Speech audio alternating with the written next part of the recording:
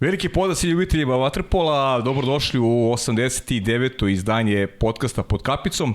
Bavit ćemo se aktualnim temama, naravno bavit ćemo se i karijerom jednog reprezentativca Srbije, jednog talentovog momka koji će u budućnosti, verujem, donositi mnogo trofeja srpskoj reprezentaciji.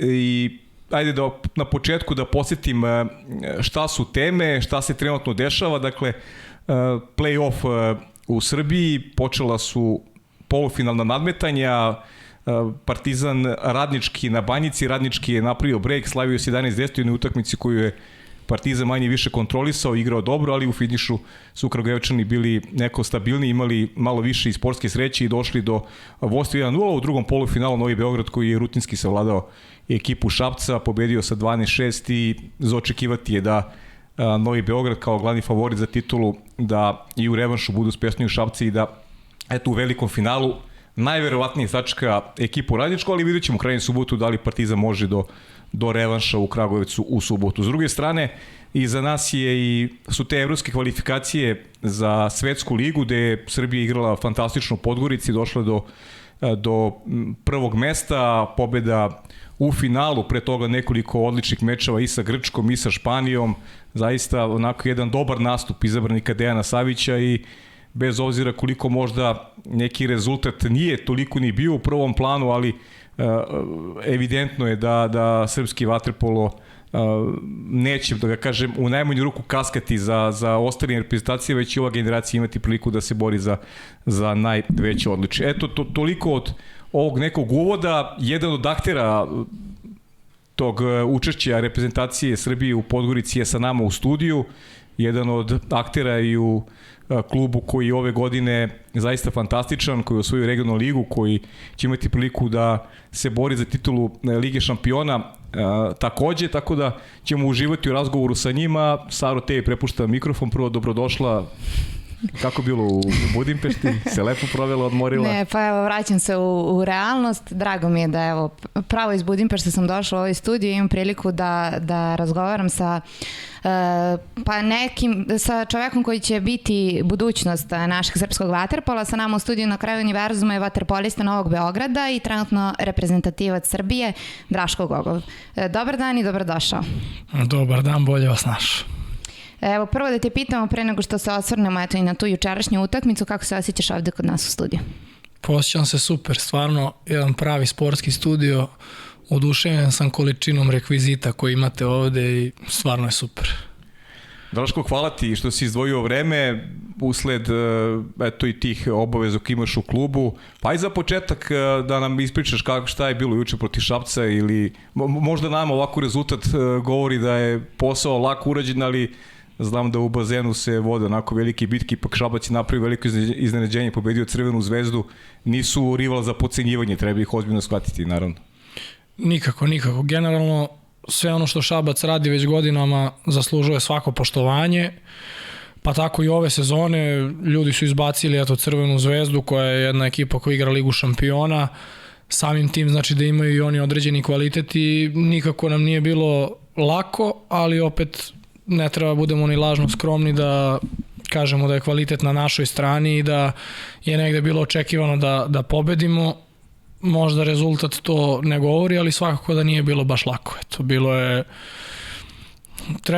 trebalo je zaslužiti tu pobedu u bazenu. I negde za očekivanje, sad mi ovako koji gledamo to sa strane, negde verujemo da i u Šapcu Novi Beograd je favorit, jer verujem da se vi spremate za to da seriju završite već u subotu. Svakako da smo favoriti i svakako da bi nam zbog naporne sezone odgovaralo da završimo to u subotu, ali mislim da Šabac na svom bazenu sigurno neće dopustiti da mi dođemo tek tako i pobedimo. Na kraju krajeva ljudi nemaju šta da izgube, sigurno će pred svojim navijačima hteti da ostvare pobedu i mislim da moramo da odemo tamo maksimalno pripremljeni da bismo pobedili. Pa pre nego što pređemo na to drugo polufinale, morat ću da te za trenutak vratim, nisam to planirao, nego prosto sam se setio da u sredu igrate protiv Radničkog u Ligi šampiona u Kragujevcu. jedini srpski klub koji je na Final 8-u i svi vam držimo fige da postanete prvaci Evrope, to bi zaista bilo sjajno, zaokružilo jednu fantastičnu, da kažem, i sezonu i godinu koja je iza srpskog vaterpola. I pravite projekciju negde vi između sebi igrači, šta bi vam bilo najbolje u četvrtfinalu. U Kragujevcu vam mnogo toga zavisi, jer u slučaju pobede imali biste bolji rezultat u grupi, što bi, eto, ne biste igrali možda u prvoj rundi protiv Pro Reka. Sad, da li računica, znam da je onako neka, kad je srpski vaterpol u pitanju, nema biranja protivnika, ali vi između sebi igrači, kako gledate na rasplet u grupi i tog utakmicu koja vas čeka u Kragujevcu? Da, to je poslednje kolo koje nama može da donese drugo, treće ili četvrto mesto u grupi. Ono što jedino znamo da ne možemo da budemo prvi u grupi. Sad, tu ima raznih teorija. Ako budemo treći, onda najverovatnije idemo tamo na Marsej, pa posle na Brešu koja je prvoplasirana u našoj grupi. To je jedan put i onda kao na Proreku u finalu, jer Reko je već viđen u finalu kao i svake godine, ali treba sačekati to da vidimo da li će oni doći do finala. Druga neka opcija je da budemo drugi, gde bismo onda išli na trećeg tamo, to je Jug, pa onda polufinale opet Reko.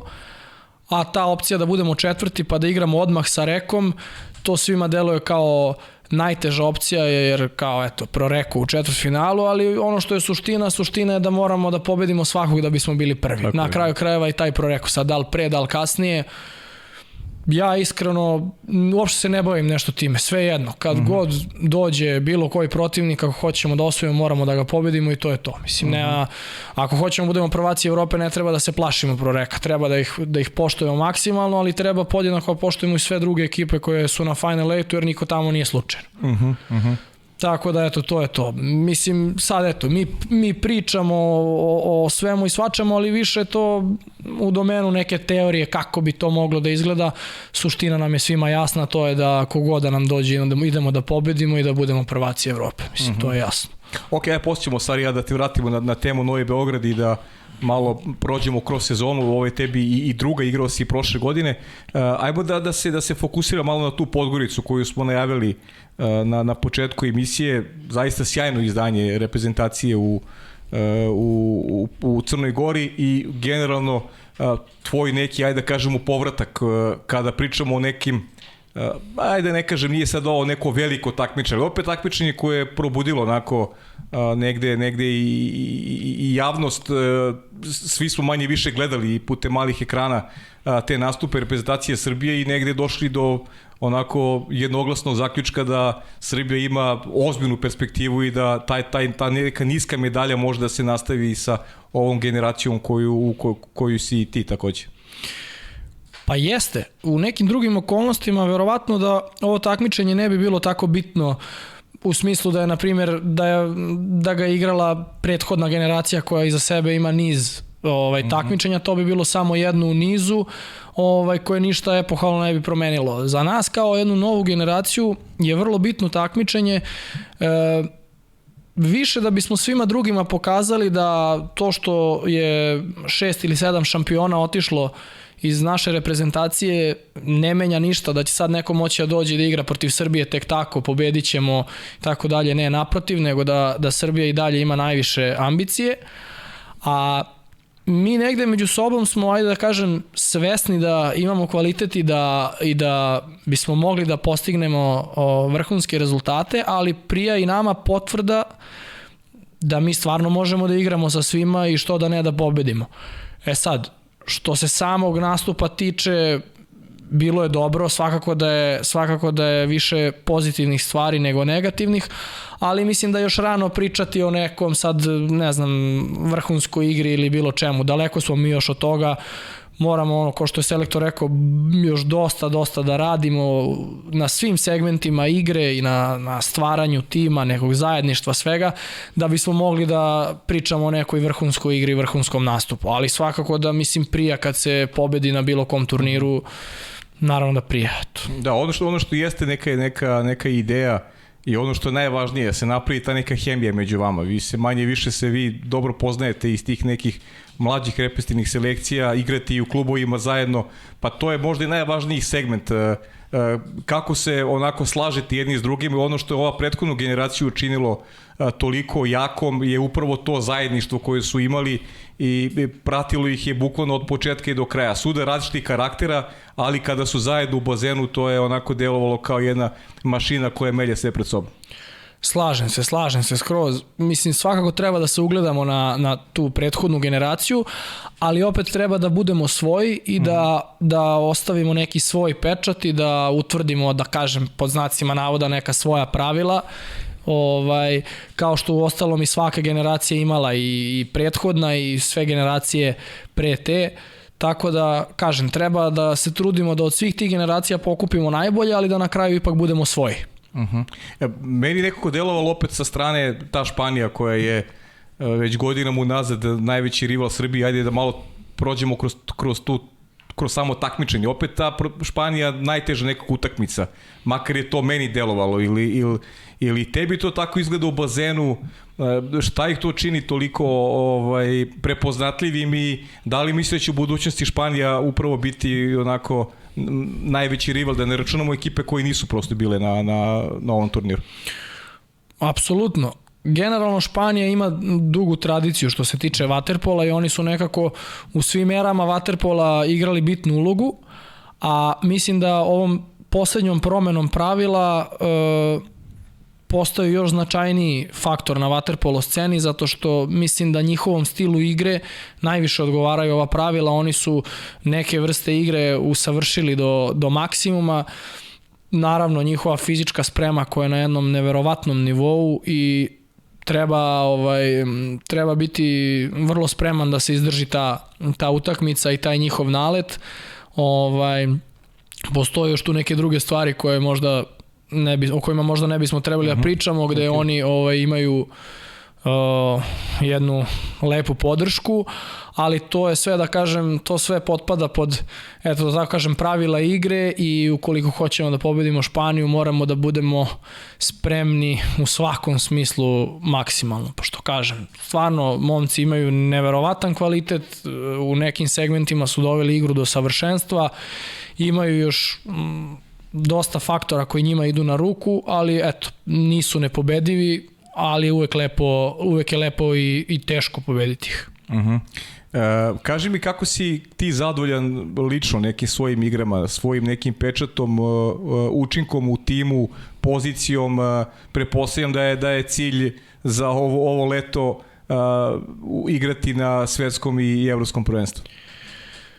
Cilj nije igrati, cilj je osvojiti evropsko i svetsko prvenstvo. Malo neskromno to da kažem, ali mislim da tako generalno razmišlja svaki pojedinac u našoj reprezentaciji, odnosno svaki kandidat, svi smo mi kandidati za reprezentaciju. Moja uloga meni je ono što je najbitnije u svakom timu, da budem deo tima, da dam svoj doprinos. U čemu će se ogledati taj doprinos, to je manje bitno. Najbitnije je da za mene da budem deo tima i da se osjećam da sam pomogao timu.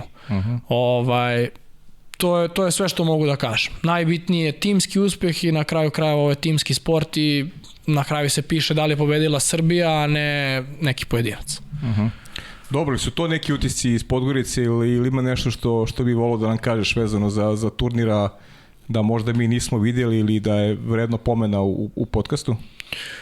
Pa ne, mislim da smo generalno sve pomenuli, mislim da smo dovoljno pažnje dali ovom turniru u Podgorici, ali opet ne treba sad od toga da pravimo ništa epohalno, eto.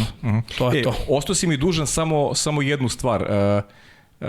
Drugo polufinale, Partizan Radnički. Znam da si gledao, kako si video utakmicu, ili za tebe iznenađenje pobjede Radničkog ili je nešto što se očekivalo?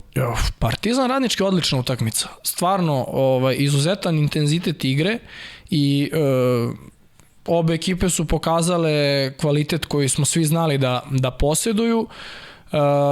Ono što je moj utisak da je Radnički utakmicu pobedio zbog većeg broja odigranih utakmica tokom sezone. Partizan ima taj peh da posljednjih, ja mislim, više od mjesec dana nije odigrao ni jednu utakmicu i moje mišljenje je da to na kraju bilo presudno, zato što neke greške koje su oni pravili po mom viđenju su plod nedovoljnog broja utakmica.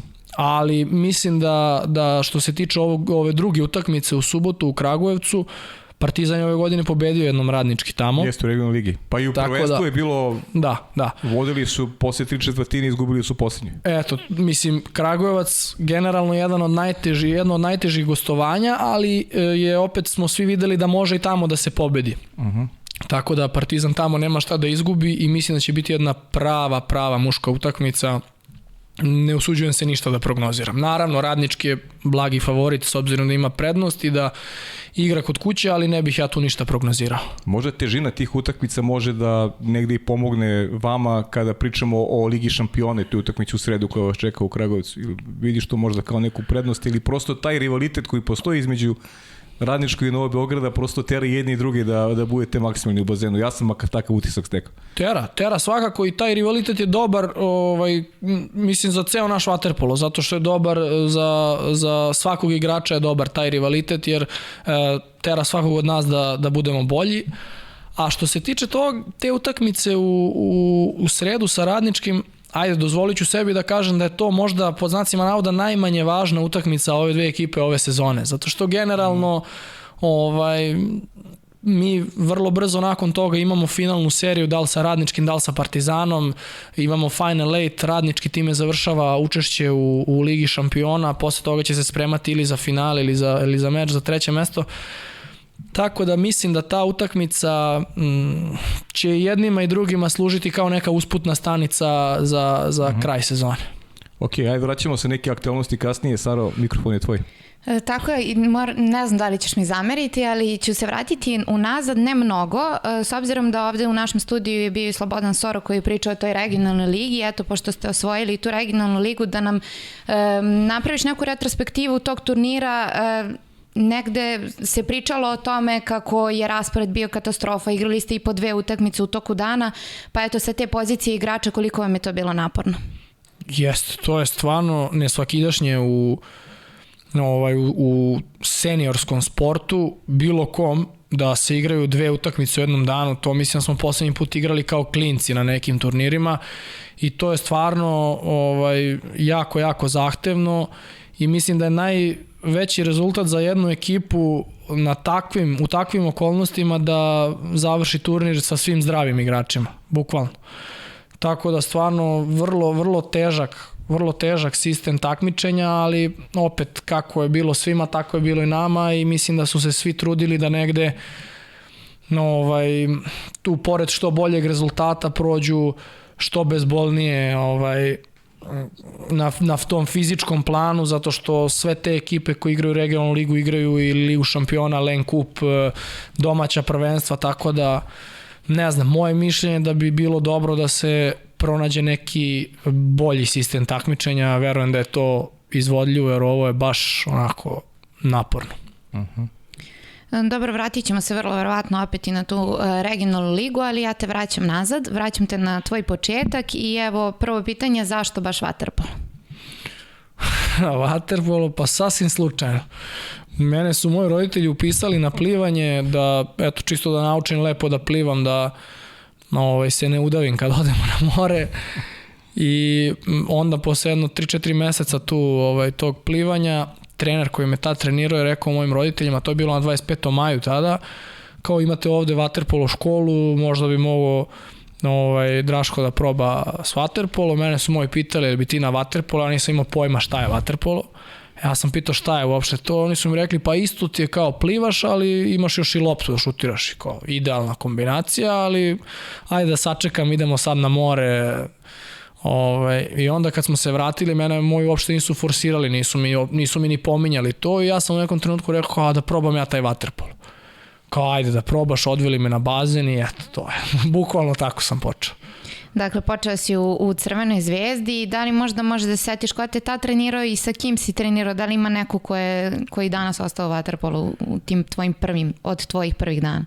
Pa da, trenirao me, prvi trener bio Jasmin Halilović u toj, on je dan danas Džale, trenira klince u Zvezdi. Pozdrav za Džale. Čuli da nije poslao pitanje, iznenađen sam, morate priznati. Pa ne znam, to ćemo on i ja da... Uglavnom, da, on mi je bio prvi trener i ja sam tu trenirao sa malo starijima, ali onda posle toga kad su došli godinu dana stariji i moja generacija, godinu dana mlađi, tu sam tu u ekipi, Đole Lazić, olimpijski šampion, ne znam, Nikola Nikolov koji je igrao prošle godine sa mnom u Novom Beogradu, sad je u Vojvodini, Lazar Brakočević, golman, on je u Oradeji sada.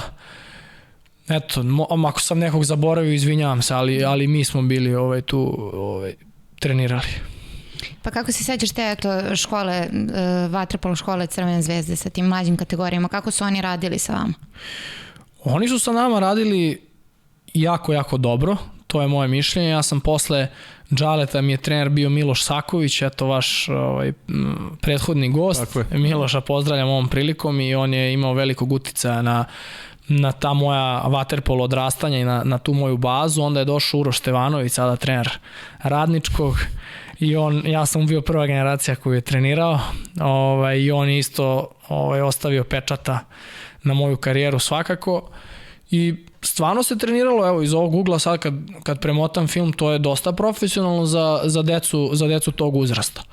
Ali prosto mi smo tad bili klinci, nama je jedina želja bila da igramo, da pobeđujemo, i mi smo bili spremni da radimo sve što nam trener kaže. Sad oni koji su bili spremni da ne odustaju, ti su i nastavili da igraju vaterpolo i da kažem postigli neke rezultate. Oni koji su bili manje spremni da se odriču nisu postigli u vaterpolu rezultate, ali generalno ima tu puno momaka koje ja sad ne pominjem jer nisu poznati u vaterpolo krugovima, ali koji su danas uspešni ljudi, završili fakultete, imaju neke svoje poslove, tako da generalno nam je svima to donelo dobro, ja mislim. 2008. godine prelaziš u Partizan. Zašto donosiš tu odluku i ispričaj nam taj period u Partizanu? Pa to je na neki način iznuđena odluka, pošto sam ja zvezdaš, i moja ideja je bila tada kad sam bio klinac da nikad ne odem iz Zvezde ceo život u Zvezdi. Međutim, desilo se nešto što je veliki skandal za srpski sport, to je da je Zvezda prestala da postoji. I ne znam koliko je to ljudima poznato, vaterpolo klub Crvena zvezda bukvalno nije postojao 2 godine. To je, mislim, na nivou sporta to je katastrofa neviđenih razmera. Svedoci smo bili da je Partizanu to pretilo pre koju godinu, tako da mislim, eto, Zvezdi se to desilo i tada... I to nije samo prvi tim, to su onda i mlađe kategorije. Ne, Zvezda, vaterpolo klub Crvena zvezda je zaista užas. Prestalo postojanje u potpunosti. Znači nije imala ni jednog člana, ni jednog trenera, ni jednog igrača i tako dalje. Imala je problem sa bazenom pre toga. Mi smo na 25. maju trenirali, pa onda 25. maj nije radio, onda smo trenirali na Banjici i prosto 2008.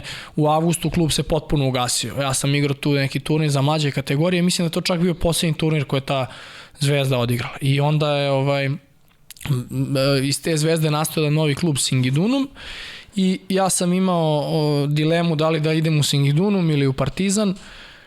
Ja sam prosto želeo da idem u Partizan tada, zato što Partizan je uvek bio dominantan i nekako sam hteo, moje razmišljanje tada bilo, ako nešto vredim, onda ću da uspem tu u Partizanu, ako ne vredim, bar ću na vreme da shvatim da treba da... nisi za to. Da, nisam za to i da treba da batalim. I tako sam otišao u Partizan, eto.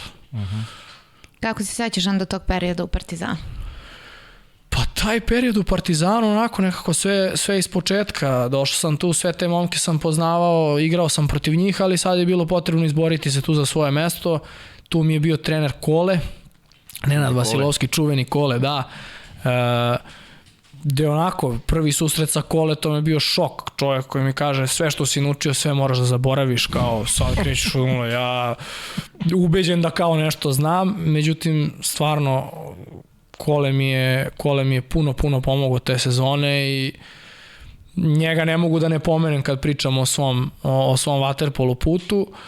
I onda posle, eto, prošao sam kroz sve te mlađe kategorije, igrao sam tu za svoju generaciju, za nešto starije, igrao sam onda za prvi tim Banjice i na kraju došao do prvog tima Partizana i sa dosta ovih momaka koji dan danas igraju, eto. A ko je bio od tih starijih tada kada si došao u Partizan?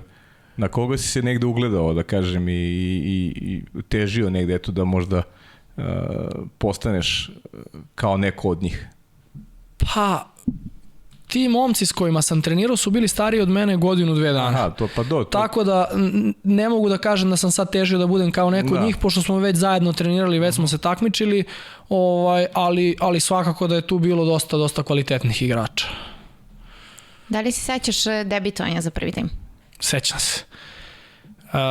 To je bilo 2011. godine i bila je u pitanju Euro Interliga. To je liga koju su igrali srpski klubovi sa mađarskim klubovima i mislim da su igrali i klubovi iz Rumunije. I ja sam tad igrao za Banjicu, koja je drugi tim Partizana i bili smo u teretani i samo je došao baš Uroš Stevanović i nas par prozvao i rekao da mi treba debitujemo za prvi tim sutra i debitovao sam na utakmici protiv Pečuja gde sam posle sam posle otišao da igram. Inače je to sezona gde je Partizan postao prvak Evrope, to je sezona 2010-11 i stvarno je bila čast, mislim, u tom trenutku. Mislim na toj utakmici kapiten nam bio Duško Pjetlović. Pa i si dao gol Pečuju, nisi? Yes. Baš mi čudio. Pričat ćemo nešto kasnije o tim golovima. Hoćemo u Mađarsku ili ćemo da se još... Pa ne, da završimo Partizan,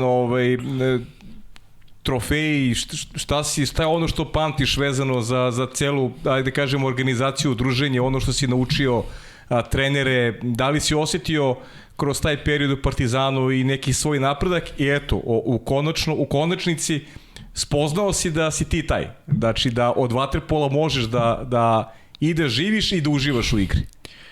Da, pa taj ulazak u prvi tim Partizana je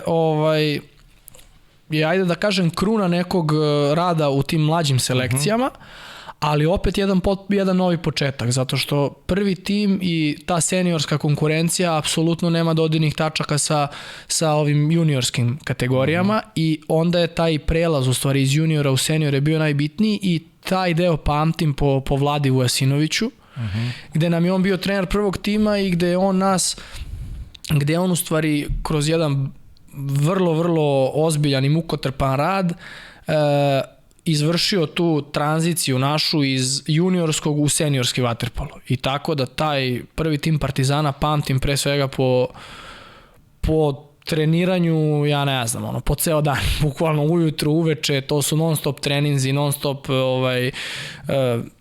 sad mi smo bili dosta mlada ekipa i onda je karakteristično za mlade ekipe dosta oscilacija u igri i onda neke grdnje posle loših utakmica kojih je bilo, posle pobeda neko spuštanje na zemlju da ne poletimo previše, analiza svega toga i ali prelep neki period, to je od neke 18. do 21. godine gde smo mi sad postali, da kažem, momčići svi, onda i to druženje naše, izlasci, putovanja, igrali smo dosta utakmica i tada dosta putovali, generalno smo jako puno vremena provodili zajedno i to je sigurno jedan period koji ću da pamtim čitav život. Eto, osvojili smo 2 prvenstva, osvojili smo 1 kup, igrali smo u Ligi šampiona, ne mogu da kažem da smo igrali neku marginalnu ulogu, ali opet nismo bili neki vrlo bitan faktor. Niko nije mogao da dođe na Banjicu da se naigra, to je svima bilo jasno i onako nama kao klincima imponovalo,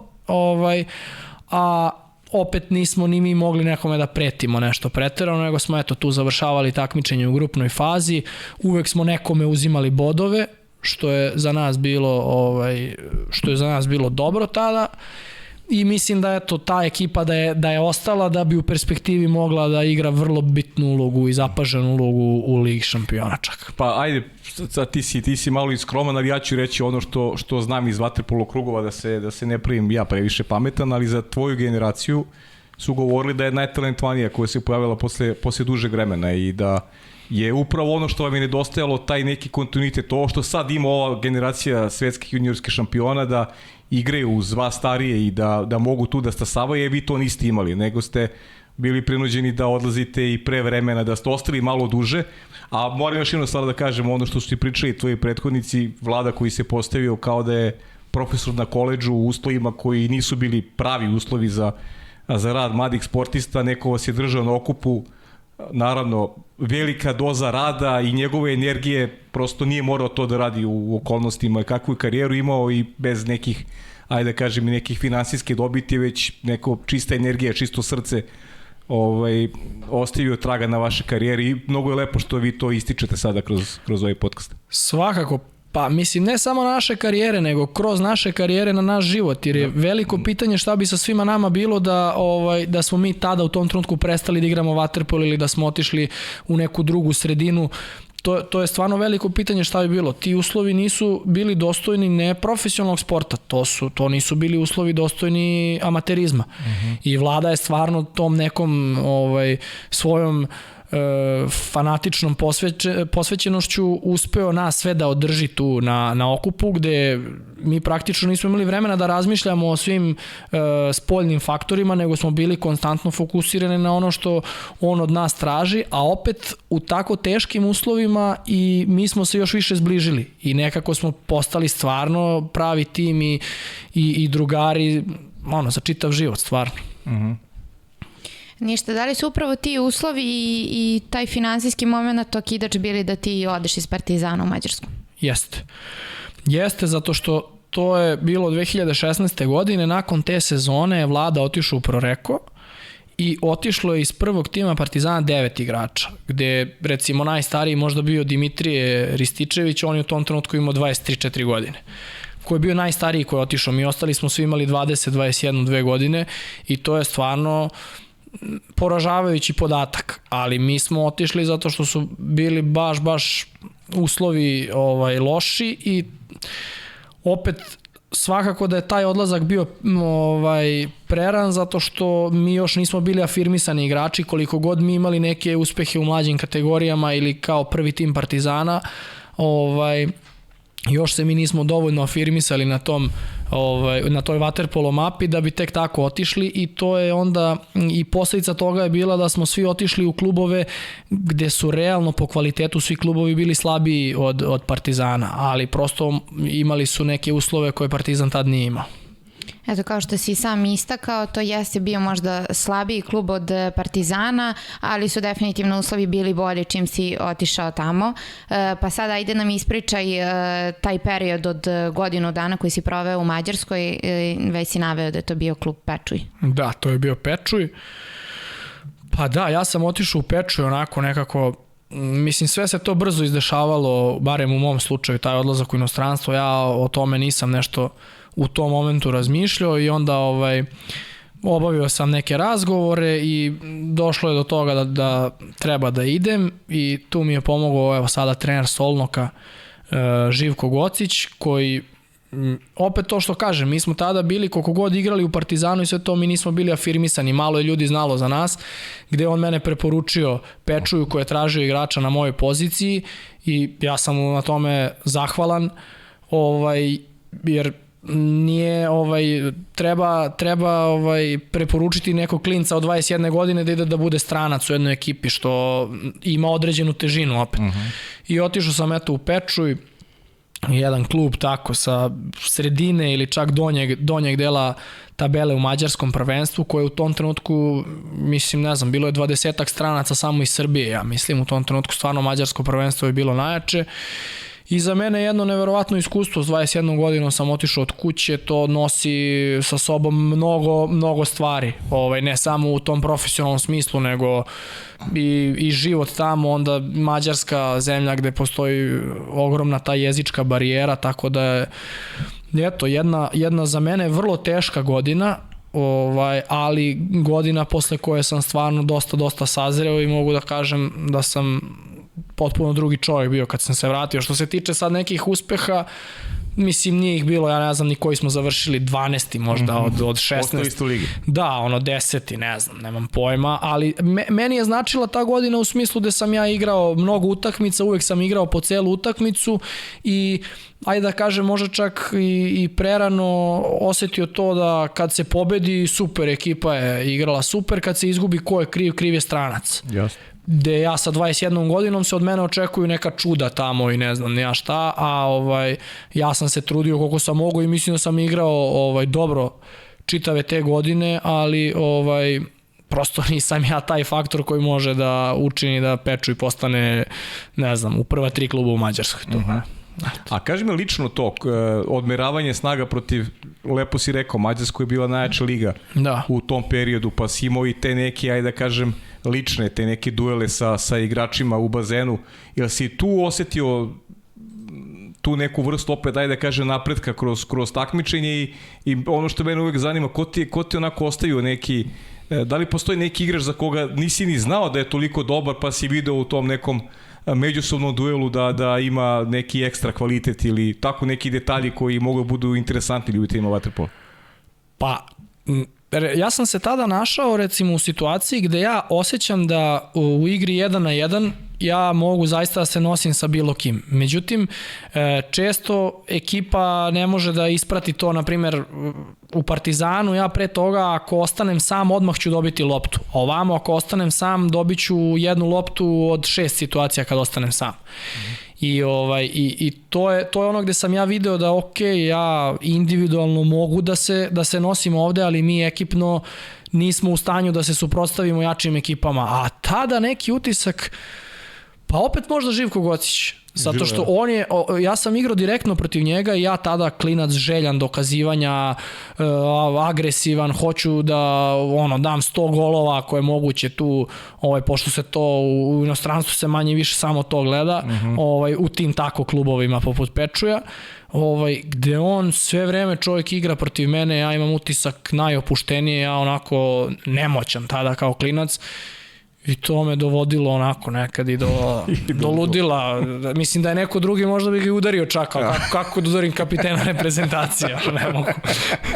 Tako da eto, žile, da. Žile, ja. Da. Nešto ono što, ja sam to često isticao i kroz prenose, kada gledam tvoju igru, recimo, ono što je meni onako interesantno i što je iz moje perspektive plus tebi, imaš ogromno samopouzdanje kada je šut u pitanju i ne libiš se da šutneš na utakmici onako i što se kaže iz prve i da negde nađeš neka rešenja koje su prilično lucidna. Odakle je to samopouzdanje? Je to nešto što prosto si se rodio sa tim ili prosto se negde stiče i treningom i godinama koje si onako pravo u bazenu, učenjem nekim?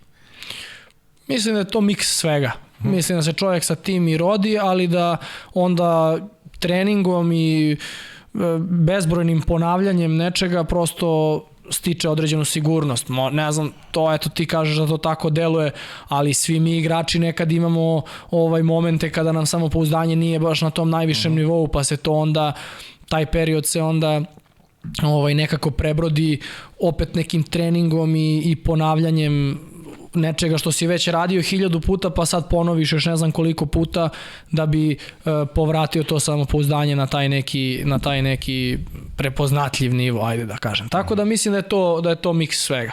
A kako se neko ko ima 21 godinu prilagodi životu u Pečuju posle Beograda? Pa teško, baš teško. To je bilo... Mislim, ne znam šta da vam kažem, stvarno, bez teksta sam. Uz dužno poštovanje, ne želim stvarno nikoga da omalovažim, ali je to jedna sredina koja je potpuno drugačija od ove ovde sredine na koju smo mi navikli. I ja sam siguran da ima ljudi koji zaista uživaju u takvim sredinama. Ja nisam neko kome to baš prija, toliko, tako da eto, koristio sam svaki moment da dođem za Beograd. Bilo je tu dolazaka i na po 1 dan, na po pola dana, na dan i po, tako da onako... Da se napune baterije. Solidna kilometraža te sezone. Usavršio si vožnje, znači. Da. I to pomoglo ti da malo usavršiš vožnje. Tako je. Hoćemo na video pitanje? Može, ajmo idemo na video pitanje.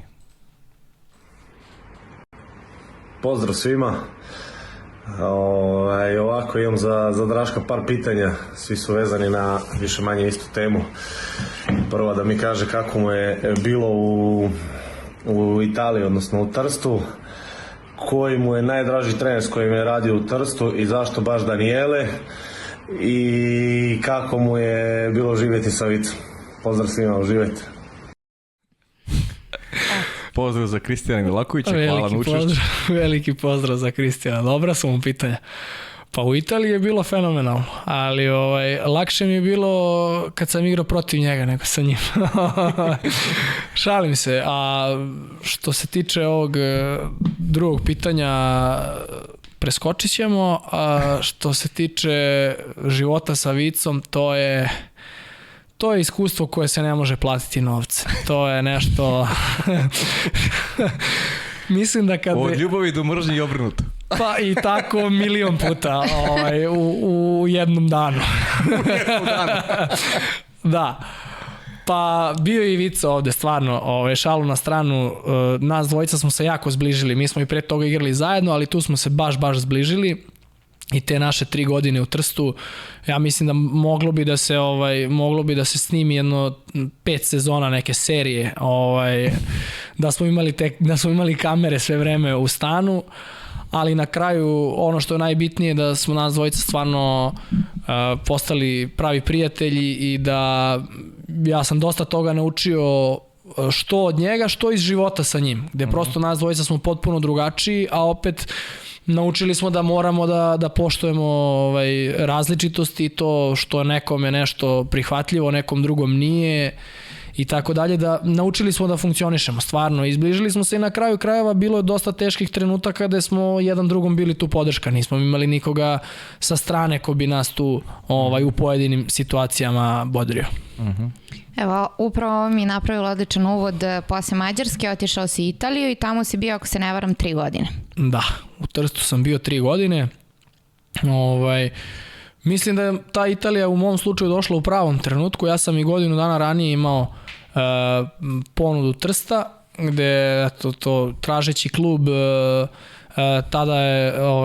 tada me naš selektor preporučio njima, međutim ja sam se već bio dogovorio sa Pečujem i onda sam naredne godine Trst promenio trenera, za trenera je došao Miroslav Krstović, naš trener, koji je opet tražio da li ima nekih slobodnih igrača i Marko Bašić, trener koji me trenirao u Partizanu sa Vladom i u juniorskoj reprezentaciji, preporučio mene. Ja sam stvarno Marku zahvalan na tome jer otvorio mi vrata Italije, pravo osveženje, mislim, posle Mađarske doći u Italiju na more, fenomenalno, brzo sam naučio jezik, samim tim se bolje uklopio, nestala ta jezička barijera i stvarno je sa te strane bilo super.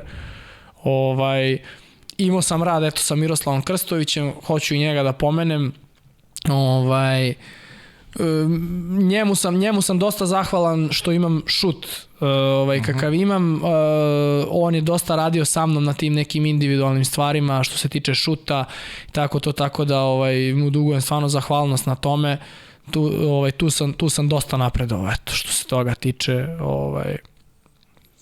Pored toga, divnog života u Italiji, koliko se razlikuje rad, možda možeš sad i da nam uporediš i rad kod nas što se tiče vaterpola u Mađarskoj i u Italiji?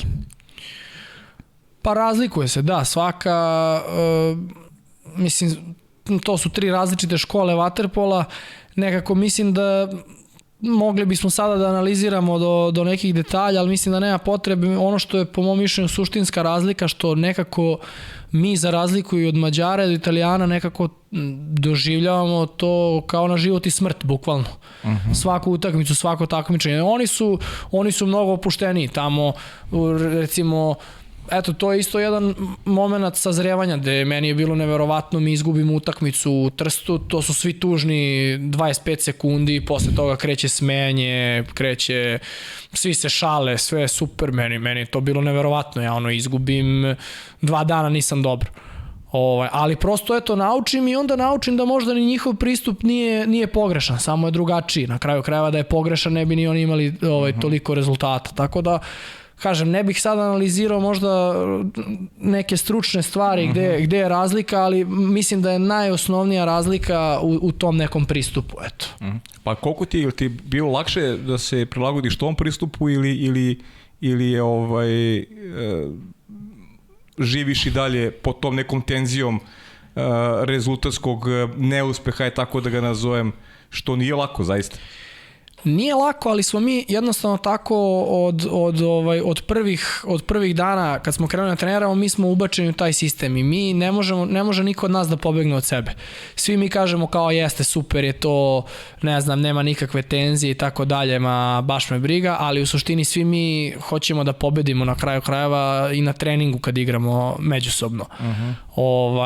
Tako da s jedne strane mi je to prijalo jer mislim da sam tu na jedan način sazreo i kao igrač i kao osoba, shvatio sam da može i drugačije i da to drugačije može isto da da rezultat i da treba to poštovati i uklopio se na kraju krajeva i u taj neki sistem, ali opet mislim da na kraju, ovo što sam rekao, ne možemo mi da pobegnemo od nas samih. A šta se radi u Italiji kad se ne igra vaterpolo? Milion stvari. Italija je nevjerovatna zemlja. Ja sam, pošto je Trst blizu Udina, ja sam išao često da gledam Udineze. Da, fudbalske utakmice, išao sam do Milana isto da gledam fudbal. Generalno u Italiji, mislim, stalno se piju neke kafe, neki, ne znam, aperitivo je non stop. Non stop se izlazi po kafićima, toga u Mađarskoj nije bilo.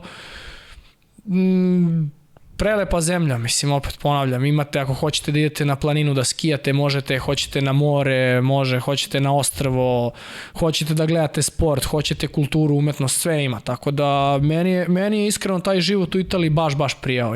Ja obožavam Italiju i mislim da sam osetio mnoge blagodeti Italije, gde sam i obišao celu Italiju, putovo, njihova kuhinja, predivna, mislim, u Italiji možemo posebnu emisiju samo u Italiji da napravimo, bukvalno. Možemo, u istoj smo priči, također. Ja sam iz te grupe. Potpuno te razumem. A kaži mi, fudbal neki, ili ti ostao u neku sećanju, neka posebna utakmica ili je prosto, eto, baš Udine je baš blizu, verujem da si zapamtio neke meče. Pa pamtim utakmicu kad je gostao Milan u Udinama i kad je cijela utakmica bila 0-0 i tipa u 96. 7. minutu Milan daje go za pobedu gde je njima to naravno bitno, Italijani doživljavaju fudbal, to im je neverovatno kao religija, malte ne. Ta njihova fanatičnost kad navijaju taj go, kad je bio krenuo sam i ja da se radujem, da se stopim s masom upalo. Da. A reci mi, taj vaterpolo klub za koji si igrao, na kom nivou je bio vaterpolo, jeste osvajali nešto, na kojoj poziciji ste završili, ti si bio tamo 3 godine? Da, pa to je isto zanimljivo, mi smo tamo došli, Nemanja i ja smo došli tamo, sezonu pre nego da mi dođemo, Trst je završio 6. Znači jedno mesto ih je delilo od evropskih takmičenja i mi kad smo došli te sezone je došlo do nekih promena i u igračkom kadru i u svemu i mi se nismo baš najbolje uklopili, kad kaže mi, mislim cela ekipa, ne nas dvojica, i bila je jako teška sezona. Mi smo na kraju završili u play-outu, to igraju i poslednji iz lige ispada, a to je 14. ekipa, dok 13. 12. 11. i 10. igraju play-out i igra se po sistemu 10. sa 13. 11. sa 12. i onda gubitnici igraju kao finale ko će da ispadne iz lige, znači jedan ispada iz lige i mi smo tu igrali, sva sreća pobedili smo u toj prvoj utakmici gde u jednom trenutku, sećam se, Vico i ja sedimo na kafi kao daj čoveče, mislim, ispašćemo iz lige, stvarno bi katastrofa bila. Još pogotovo u tom momentu situacija ovde u klubovima nikakva i nas dvojica smo bili svesni da ukoliko bismo ispali iz lige, automatski zatvaramo sebi vrata Italije za čitav život, maltene. Došla 2 stranca i prve godine od kluba koji je bio 6 ispali iz lige. Neće sigurno kažu da su krivi ovi Tršćani nego nas dvojica.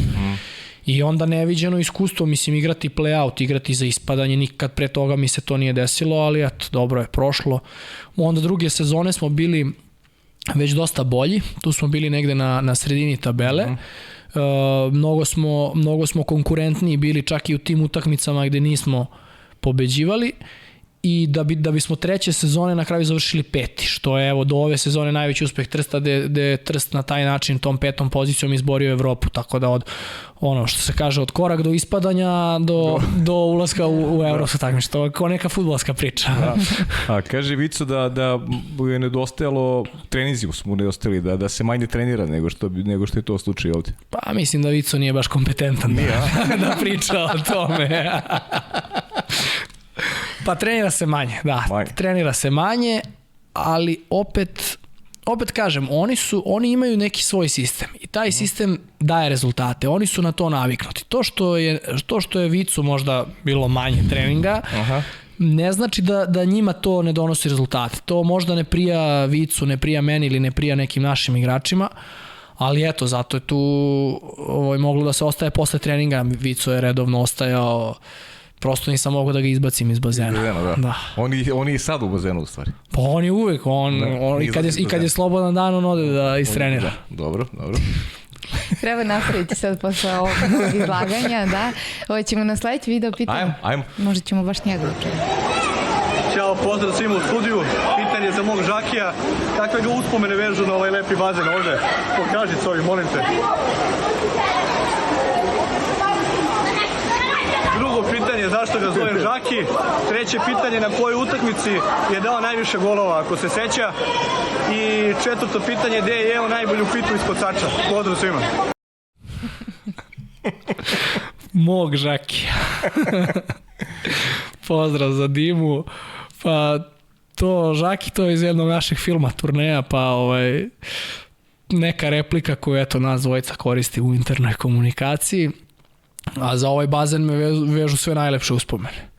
Mogu slobodno kažem hram vaterpola i mnogo teških treninga, ali mnogo i lepih utakmica i svega, mnogo drugara. Ne znam šta je bilo još od pitanja. Najviše golova, pa to verovatno nešto ko klinac, ne znam.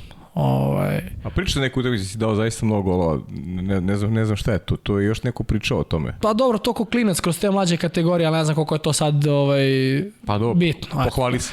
Da, pa dao sam, stvarno ko klinac sam dao, baš, mislim, ne znam sad baš tačno. A najbolju pitu ispod sača u Višegradskoj banji, tu me vodio Dima. Vidim ja da vas je on sve sproveo tamo po Višegradu. Pa to je neizostavni deo odrastanja. Deo kulture. Pa normalno, da. Vaterpolo kulture, dobro. Ništa, ajde, vraćamo se sad. 3 godine si bio u Italiji i nakon toga se vraćaš u Beograd. Da, nakon 3 godine u Italiji dolazim u Novi Beograd, opet na poziv Vlade Vujasinovića, gde se eto napravila ta neka nova priča sa Novim Beogradom i mene je Vlada pozvao, gde je već sastavljena jedna jako dobra ekipa i stvarno nisam imao dilemu da li da dođem, jer nekako mislim da sam već na neki način da bih dalje napredao u vaterpolu, mislim da sam morao da odem iz Trsta, pošto mislim da sam izvukao maksimum iz te sredine i došao sam u Novi Beograd, gde stvarno već bili su igrači poput Ćuka, poput Avre, ne znam, bio je Dima tu, bio je Đole koji nam je sad trener, tako da napravila se jedna dobra ekipa sa Vladom na čelu, gde su ambicije bile najviše i to mi je, da kažem, i falilo da u inostranstvu da se borim za trofej. Znao sam da ćemo se ovde boriti za osvajanje i kupa i prvenstva i da to neće biti lako, što opet daje čar i stvarno sve se nekako poklopilo. Situacija ovde u klubovima je došlo na jedan dobar nivo i nisam imao razloga da ne dođem. I dobra sezona, Draško, generalno dobra sezona za početak, ajde da kažemo neka prva prava sezona Novog Beograda u elitnom društvu i imali ste priliku da igrate i finale play-offa i to su zaista bile odlične utakmice sa Radničkim. U suštini, ajde kad saberemo sada, vi ste možda u tom prvom meču i ispustili možda i titulu u Kragujevcu, imali ste odličnu priliku za break, 2 gola prednosti i onda oni čuveni penali i Todorovski koji se specijalizovao prošle sezone za peterci i manje i više Radničkom, ajde ne kažem doneo sam, pošto to je timski sport, ali uticao i tekako da Radničko osvoji 2 trofeja na peterci. Jest. Generalno ne možemo da kažemo da je neuspešna sezona. Ne možemo da kažemo ni da je uspešna, ali daleko od toga da je negativan utisak. cele te sezone je nas pratilo milion nekih pehova, mi smo u prvom delu sezone imali ne znam koliko pozitivnih na koronu, eto ja sam imao, da kažem, tu sreću da sam imao koronu preko leta, tako da sam ušao u sezonu gde sam već preležao koronu, pa hvala Bogu nisam dobio ponovo i nisam imao, nisam izostajao sa treninga i utakmica, ali nama je, ja mislim, jedno 10 igrača tokom sezone imalo koronu, gde smo se mi, narodski rečeno, krpili, dovijali, više, ne znam, bilo je situacija gde smo igrali utakmice sa po 1-2 zamene, mislim, baš teška sezona i ne treba zaboraviti ni prvo učešće Novog Beograda u evropskim takmičenjima, igrali smo Len Kup, tako je, gde po mom mišljenju smo ispali od Vuljagmenija, od kog smo bolja ekipa bili, to mogu da potpišem, eto, nesrećno smo ispali i to mi je stvarno krivo. To mi je baš krivo, ne kažem da bi mi osvojili Eurocup ili tako nešto, ali mislim da bismo sigurno, eto, taj Vuljagmeni je posle izbacio Mladost iz Zagreba. Jeste. Mislim da bismo sigurno dogurali dalje. Ja mislim isto da biste dogurali, pošto Mladost već tada se znalo Mladost, ja mislim da smo mogli i mi da ih prođemo tada i sigurno bi mi bili mnogo bolji rival, ne znam koji bi OSC-u nego što je to bio Vuljagmeni. Ne kažem da bismo mi prošli, ali mislim da bismo bili mnogo bolji rival i mislim da bi nam to mnogo znači. I to mi je baš krivo. To mi je baš krivo, stvarno. I onda, jedna teška sezona generalno, jer onda se znalo i da dosta momaka, tu većina praktično neće ostati i tu treba zaista istaći jedan neverovatan nivo profesionalnosti gde su se svi stavili u službu samo tog trenutka. Znači da se u tom trenutku da maksimum i da se uradi šta može da se uradi. I onda opet nam se dešava peh gde Pera Tomić, naš bek koji je evo i sada deo tima, obnovio je povredu oka i znalo se da je završio sezonu, to se desilo pred polufinale, znači već smo uskrećeni bili za njega i gde onda na treningu pred finalnu seriju sa Radničkim vrlo bitan igrač Mateja Sanović doživljava povredu nosa, gde smo ostali praktično i bez njega. I mogu da kažem desetkovani, ulazimo u to finale play-offa, gde prvu utakmicu smo bili bolji, realno. Sad, izgubili smo posle na peterce, kako je došlo do tih peteraca i sve to ne bi ulazio. Drugu utakmicu na Novom Beogradu smo glad pobedili i onda na kraju ta treća utakmica je realno nama, tu treću utakmicu je realno Radnički bio bolji, samo tu treću utakmicu, ja mislim. I to čak možda ne ni celu, nego to drugo poluvreme kad su oni nas prelomili, gde je došao, mogu da kažem, do izražaja veći broj utakmica koji su oni odigrali te godine, ali i to što nas stvarno je u rotaciji bilo manje i opet bilo je momaka koji su izašli iz korone, bilo je momaka koji su završavali karijeru, znači ne možemo da pričamo, možemo svakako da kažemo da je nivo njihove fizičke spreme u tom trenutku ekipno gledano bio iznad našeg i da je to prelomilo na kraju. I stvarno baš mi je žao što nismo osvojili titulu, jer eto nekako, mislim da smo svaka čast Radničkom stvarno zasluženo, ali mislim da smo mi osvojili da isto bi bilo apsolutno zasluženo. I eto nekako ta sezona prošla, krivo mi je zbog tih nekih stvari, jer nekako kao da smo uvek bili na korak i da onda uvek neka viša sila nas je sprečavala. Ali to si lepo rekao, zaista, to smo i pričali tokom sezone, koliko je u stvari teško da si svestan da nećeš više biti deo tima, a da opet negde sebe motivišeš i da ideš do kraja, da izguraš godinu, jer nekako shodno našem mentalitetu, kada pričamo generalno, baš da si ne krasi ta osobina, ali eto u vaterpolu nije to redak primjer. Pričali smo ranije i Crvena zvezda kada je bila prvak Evrope, da su igrači znali negde u sred sezoni da nema novca, ali su izgurali do kraja i postali prvaci Evropi. To je nešto što nekako krasi vas vaterpoliste kroz onako, naučili ste da se borite sa tim nedaćama i da tražite prosto neki motiv više da opet odradite, budete pravi profesionalci.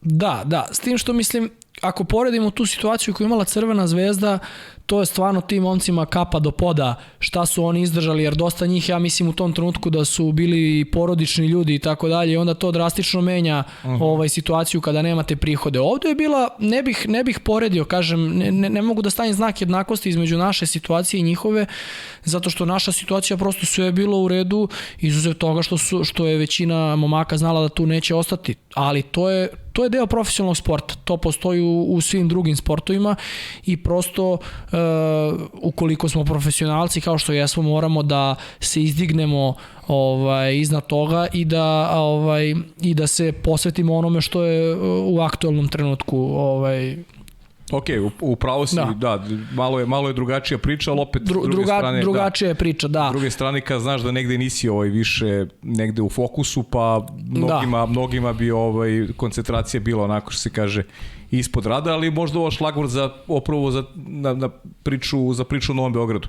Da. Prosto da nam pojasniš malo i ti kao igrač sistem, koliko si zadovoljan u tom sistemu, kako stvari funkcionišu, da li sada redovna primanja kao što ih nije bilo recimo u nekim drugim klubovima godinama unazad, igrajući u Partizanu, znaš kakve su stvari bile ranije, pa eto da malo iz pozicije igrača ispričaš koliko je zadovoljan uslovima i svemu onome što donosi taj sistem Novog Beograda koji je onako mlad sistem, ali evo očigledno daje rezultate. Ja sam zaista vrlo zadovoljan, jer mislim moja karijera je potpuno krenula u nekom drugom smeru dolaskom u Novi Beograd, stvarno. I mislim karijera mnogih momaka koji su uopšte došli u Novi Beograd. I stvarno taj Novi Beograd je, pored toga koliko je igrača doveo, kakvu je konkurenciju stvorio prvo u srpskom vaterpolu, pa onda i u evropskom vaterpolu, je nekim svojim delovanjem podstakao i druge na, da i oni deluju bolje nego što su delovali do sada.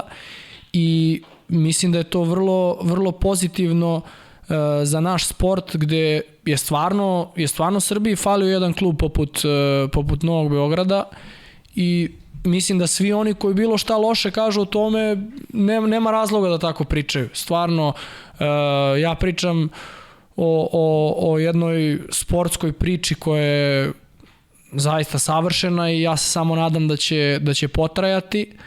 Nevezano da li ću ja biti u tom Novom Beogradu još godinu, 2, 5 ili neću biti, to je uopšte nije bitno ko je u Novom Beogradu, bitno je to da taj klub na neki način je pokrenuo čitav jedan sistem koji je bio uspavan ili koji je bio na izdisaju i nadam se samo da to neće biti kratkog daha, nego da će to postati jedan standard. Kad kažem da će postati standard, tu mislim i na Novi Beograd kao klub, ali i na situaciju u svim ostalim klubovima. Da će jednostavno, mislim da bismo trebali da iskoristimo ovaj sada trenutak koji je u srpskom klubskom vaterpolu, da to bude neki standard ispod koga ne idemo, nego da svi zajedno na klubskom reprezentativnom nivou samo vidimo kako to može da bude bolje. Sad, da li će biti prvak Novi Beograd, Radnički, Šabac, Zvezda, Partizan, to je manje bitno. Bitno je da je kvalitet igrača, bitno da igrači koji su najkvalitetniji igrači da budu u zemlji i da budu u svim tim klubovima, a mislim ne treba da budemo treba budemo iskreni da kažemo da Novi Beograd pokretač toga. Ljudima često ne dopire do mozga i prosto ne žele da vide stvari na pravi način, koliko je važno za igrače da imaju 4, 5, 6 zdravih klubova, da ne moraju da se seljakaju i da odlazi u inostranstvo, da igraju za neke male klubove kako bi ostajali u formi ili nešto zaradili, već da je najbolje da igraju u domaćim klubovima. Vaterpol je naš najbolji proizvod, definitivno najviše sport koji donosi najviše medalja i nešto što ova zemlja treba najviše da vrednuje. Znači, shodno nečijem rezultatu, to moraš tako da vrednuješ, tako da postojanje Novog Beograda i kvalitet ostalih klubova je neizmerno važan za budućnost vaterpola, a ono što je meni interesantno, malo smo se dotakli i pre emisije, prosto načeo si malo temu, koliko je teško biti stranac, koliko je teško igrati u tuđini i kakva su očekivanja, koliko i život zna da bude onako vrlo težak, svi misle odeš negde pa ti tamo uživaš, ne znam, padaju ti i novci sa neba i sve neka blagodet, pa ajde malo ispričaj tu poziciju, koliko je tebi teško bilo da provodiš vreme, da si praktično prisilno otišao iz srpskog vaterpola, a onda si se vratio na nešto što treba zaista bude standard i da ne treba uopšte o tome da raspravljamo više. To je standard i to mora tako da bude zauvek. Slažem se stvarno, zato što uopšte, to si dobro rekao, uopšte nije lako biti stranac u ekipi. Sad, ja ne mogu da pričam iz ugla ovih momaka koji su olimpijski šampioni, koji su igrali po najvećim klubovima, ali... Njih ima malo, to nije vaterpolo. Ali sam siguran da, na primjer, i u tom proreku uopšte nije lako biti stranac i siguran sam da tamo kada ne ide sve kako treba, mislim da se sigurno na neki način upire prstom i u strance. I opet druga stvar, eto imamo sad primjer ovih momaka koji su osvojili svetsko prvenstvo do 20 godina i svih ovih mlađih koji dolaze, gde oni sada imaju jednu ligu od, ne znam, 10-ak klubova, gde svi oni mogu da igraju tu i mogu da igraju sa najboljim igračima i protiv najboljih igrača i mogu da budu u svojoj zemlji, mogu da se razvijaju i da onda jednog dana, ako uopšte budu odlazili u inostranstvo, da to bude sa, ne znam, 25, 6, 30 godina, daj Bože nikad, gde bi oni otišli kao formirani igrači, formirani ljudi sa potpuno drugačije pozicije nego što smo odlazili mi sa 20-21 godinom kao klinci koje niko ne poznaje, koji idu u neke slabije klubove, tako da mislim da je najveći benefit za sve te klince, na kraju krajeva i za one koji počinju da treniraju, da vide sve ove šampione na bazenu, to može samo da im bude dodatni motiv i mislim da će, kažem, razvoj svih mladih igrača, pored nespornog znanja i kvaliteta trenera koje mi imamo, ali ono što je bitno da je jedan taj proces sazrevanja se dešava kroz utakmice, kroz ligu, kroz utakmice pune naboja, tako da to samo može da ima koristi. Pa na kraju krajeva i ovi što su sada, ne znam, ove godine osvojeno svetsko do 20 godina i ovi evropsko do 17 godina, svi ti momci su igrali prošle godine to prvenstvo, koje je već prošle godine bilo respektabilno. Ne kažem da je to glavni razlog njihovog osvajanja svetskog, odnosno evropskog prvenstva, ali mislim da je to u dobroj meri doprinelo da oni kad su otišli tamo su već prošli neke stresne utakmice, neke teške situacije, teške protivnike i da im je to pomoglo da osvoje tamo. Pa kad pogledamo uspehe, tačnije rezultate mlađe kategorije u prethodnoj dekadi, jasno dolazimo do zaključka šta je proizvod tih rezultata, upravo to što si rekao. Da. Jaka liga i mogućnost da ti mladi momci igraju pored starijih od kojih imaju da nauče. A kad pričamo o težini onoga što si ti prolazio i tvoja generacija, čisto da bi znali oni koji dolaze i koliko je sada drugačija slika i zašto treba težiti da sistem ostane ovakav, pa ajde, kaži nam koliko si puta poželeo da odustaneš od vaterpola. Pa da, mislim, a dobro, svako ko se bavi nečim, pre ili kasnije dođe do momenta da želi da odustane od toga. To je moje mišljenje. Tako sam i ja, naravno. Moj konkretan razlog gde sam ja nekoliko puta htio da odustanem u inostranstvu, jer ne mogu više da se motivišem da mi bude, ne znam, motiv da igram za 5. mesto negde. Materijalni aspekt je vrlo značajan, ali ja u tom trenutku kao klinac sa, ne znam, 22, 3, 4 godine nije mi to sve u životu. Ja u tom trenutku razmišljam, mislim i sada, prepun sam sportskog motiva da osvojim neko takmičenje, prvenstvo, titulu, ne znam ni ja, a onda je taj materijalni deo nešto što neminovno dođe. A tragično je ako taj materijalni deo postane glavni pokretač, to je onda po mom mišljenju promašeno. I onda iz tog razloga ja sam imao te krize da, na primjer, prosto ne mogu više, igram utakmicu gde znam da će neko da me dobije 15 razlike, na primjer, Proreku u Italiji ili ne znam, tada Solnok u Mađarskoj. Druga je stvar kad igraš tu utakmicu, a imaš 17-18 godina, pa kao mi što smo igrali za Banjicu, za drugi tim Partizana, pa okej, sad je moment da te taj neki stariji, iskusniji pobedi, ali kad već sa 22, 3, 4, 5 godina te neko dobija 10-15 razlike, pa nije ti ni do čega, mislim. To je moje viđenje. Ja prihvatam da je možda pogrešno, ali svako ima pravo na svoje mišljenje, tako da to je moj stav. Sad kad smo prošli kroz tvoju karijeru i ti kad napraviš možda neku retrospektivu, da li misliš da je ovo do sada tvoja najuspešnija sezona? Kako se ti trenutno osjećaš i koje su tvoje dalje ambicije? Pa koja je najuspešnija sezona? Šta znam, svakako jedna dobra sezona, teška sezona, ali jedna dobra sezona. Sad koja mi je najbolja sezona i tako dalje, to ću da podvučem crtu kad završim, kad jednog dana završim, ne bih sad o tome pričao. Moji dalji planovi su vezani samo za trenutni moment. Trenutni moment je Novi Beograd, play-off prvenstva i Liga šampiona, poslednje kolo, pa onda Final 8, a onda ako Bog da nakon toga reprezentacija i svakako želja da se bude deo te reprezentacije i da ne samo da se završi na tome, nego da se to kruniše osvajanjem prvog mesta. Svetsko i evropsko zlato. Da, pa iskreno, mislim... Iskreno, okej, lepo si rekao.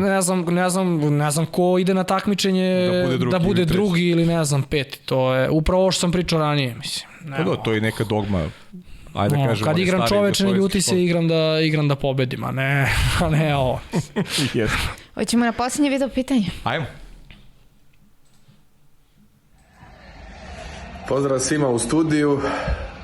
Prvo pitanje za Draška, kad će da se ženi? Drugo pitanje da nam otkrije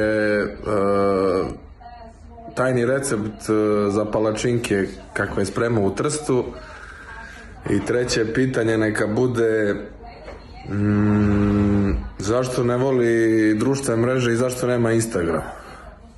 Pozdrav. Evo ti govori tvoj Trst. Da, moj. Pa ne znam, svakako da će biti obavešten on prvi o svemu.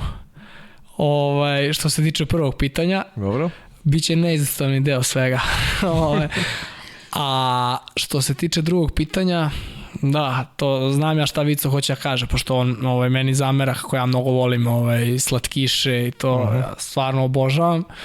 Pa ništa, tako u nekim satima do okolice sam, dosadile su mi ove klasične palačinke, Nutella, plazma i to, pa sam onda kupao Kinder čokoladice, Milka čokoladice i onda sam to topio i to mi je kao bio namaz za palačinke. Prvi put čujem, ne veruješ? Da. To, mislim, nisam ja to smislio, video sam ja da to drugi rade, ali mi onda bilo zanimljivo da ja to probam, inače nisam ja sad neki kuvar. Naravno, to je sve bilo propraćeno Vicom sa strane koji suflira, koji me ometa, koji mi se tu smeje, de meni je pola palačinki propalo što sam se smeo njemu. Tako da, a ne znam šta je treće pitanje bilo. Šta je već?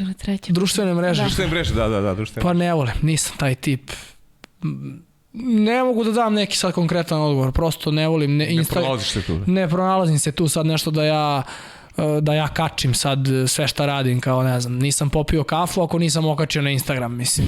Slažem se. Ne volim nešto mnogo ni da se slikam, a i kad se slikam, te slike, oni ljudi koji ja mislim da treba da vide te slike i za koje ja imam potrebu da vide, ja ću im poslati te sliku, pokazat ću im, tako da nema mi nešto mnogo poente u tome da sad ja šta god da radim okačim na Instagram i kao eto, sad ne znam, svi mi pišu bravo ili ne znam.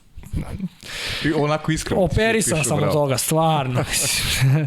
Ne znam šta da kažem. Dobro. Ali evo, pozitivno vidim da koliko čujem nema ni Vico Instagram u posljednje. Da, ali već je najavio da će da ga vrati. Je li ga vratio već? Vratio je. A vratio je već. Dugo je izdržao. Vratio je. Ovdje nam je u misiji rekao da će znam, zapratio me, zato znam. Aha, dobro. Ja imam zbog podcasta, ali već me zapratio, tako da je tu. Aha, dobro. Eto, či si imaš informaciju, ekskluzivnu informaciju. Ekskluzivno, Nemanja Vico vratio. Vratio sam Instagram. Pa to će boom biti sigurno. Pa da, to je već. Svi znaju to, nema greške. Ništa, hoćemo da prelazimo na pitanja? Pa ima mnogo pitanja, možemo da prelazimo na pitanja, tako da ako se još nečeg setim i ako se Draško nečeg seti, vratit ćemo se. Da, imamo Aleksandrina pitanja kao i svake emisije. Izjavio je da se kao mali ugledao na Vladimira Vujasinovića koji mu je bio trener u Partizanu i koji ga je uveo u seniorski vaterpolo, kao i da je to uticalo na odluku da pređe u Novi Beograd. Kako je sarađivati sa Vujasom, šta je najdragocenije što je od njega naučio i kako bi ga opisao u par reči? Pa Vladu bih opisao kao nekoga ko živi vaterpolo. On stvarno živi vaterpolo. 24 sata on samo misli o vaterpolu, priča o vaterpolu i on je pokazao koliko posvećenost može da donese. Tako da saradnja sa njim, mislim, već smo pominjali, stvarno vrlo značajna i bilo je često puta jako teško, ali plodonosno, eto. Izjavio je da je njegovo mišljenje o novim vaterpolo pravilima kao kod većine nije pozitivno jer je izrabljivanje igrača maksimalno, a suštinske promene nema. Da može šta bi prvo promenio što se pravila tiče? Što se pravila tiče... Ne znam i gde sam ovo izjavio. Što se pravila tiče, pa vratio bi možda malo da budu... Ne znam, recimo, meni neverovatno kako se sviraju ti izbačaji na 2 metra bez lopte, recimo.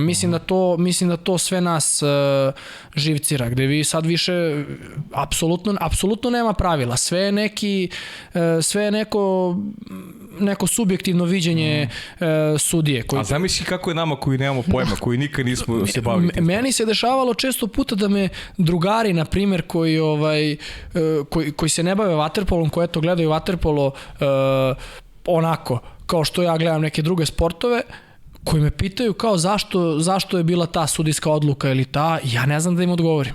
Zato što masu puta, ja ne znam, nešto se, mislim, eto, bila je sad recimo, da ne govorim, u utakmici Partizan Radnički bila je jedna situacija koja je na jedan način okarakterisana, dok je druga situacija koja je u utakmici našoj sa Španijom, ista takva situacija okarakterisana potpuno drugačije, mislim, tako da, ne znam, ja bih promenio možda sad ovo za dodir sa leđa, da je odmah peterac, to šta znam nekako, ne znam, ali malo gledao bih da nekako ta pravila budu jasnija, da se zna šta kad kako. Ne mogu ovako odmah da se setim nečeg konkretnog da sad kažem. Da, ali zamisli pustiš sudije da oni sami procenjuju da li je dodir sa leđa peterac ili nije. Ima sad i tu jedna druga vrsta zamke gde može neko da se favorizuje, znaš, da kažeš kako ti procenjuješ koji dodir sa leđa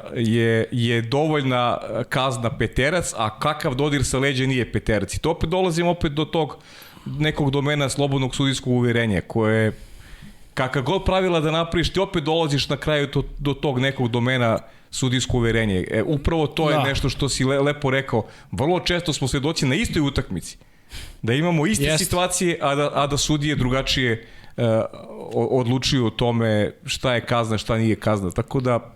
Pa ne znam, mislim, ja ne znam zašto sad, ajde, ti se svakako više pratiš sve sportove i sigurno si upućeniji, ja ne znam da li se u jednom drugom sportu toliko često menjaju pravila kao u vaterpolu. Ajde da pričamo recimo o što se tiče kolektivnih sportova.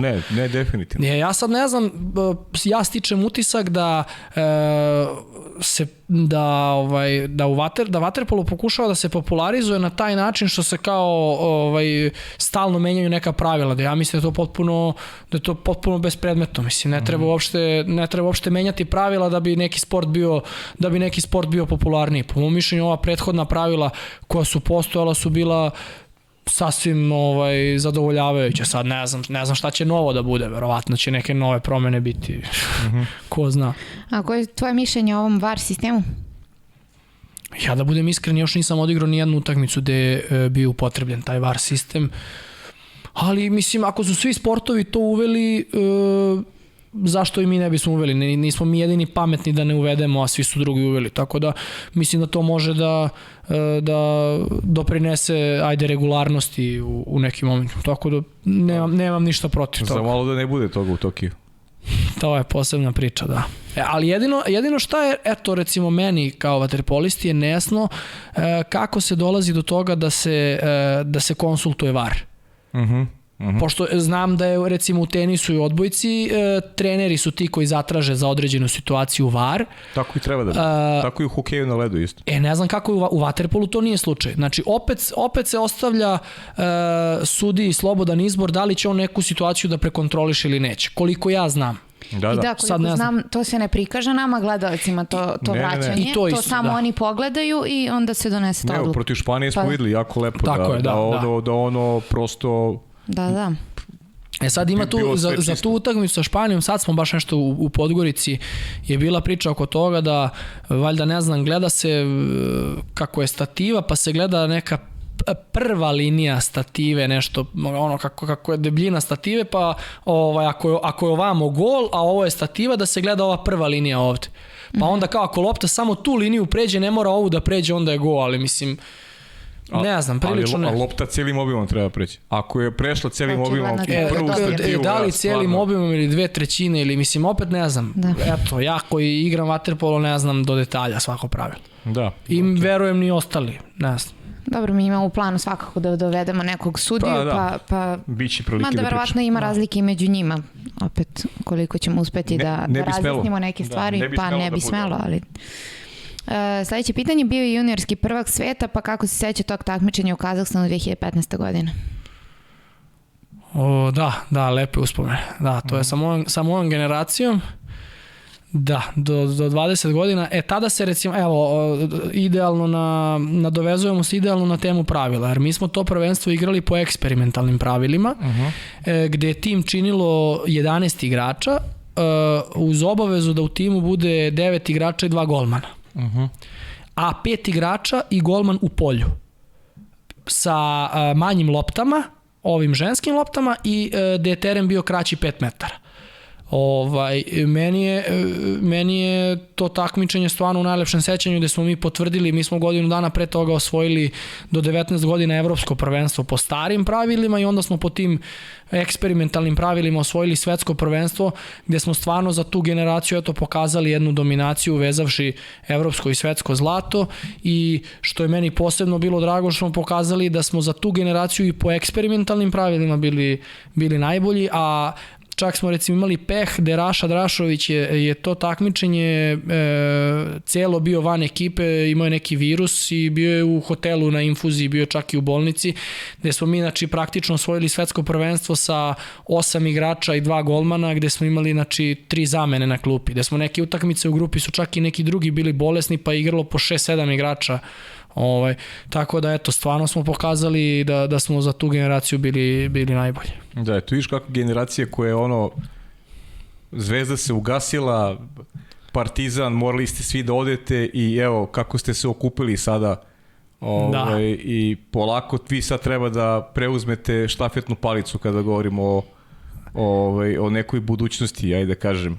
Pa jeste, ja bih jako voleo zato što moja teorija negde, opet prihvatam da možda nije ispravna, ali moja teorija je da ako smo mi bili najbolji do 19 godina i do 20 godina, znači nije to da smo mi bili najbolji do 11 godina i do 12, pa to nije toliko relevantno, nego smo mi bili najbolji i onda spletom tih okolnosti gde mi odlazimo u klubove koje odlazimo, gde niko ne odlazi u vrhunski klub, a gde naši vršnjaci iz Italije, iz Mađarske, iz Španije igraju u vrhunskim klubovima svojim, gde verovatno ni oni kao stranci ne bi mogli u inostranstvu da igraju u vrhunskom klubu, ali kao domaći igrači mogu da igraju u vrhunskom klubu.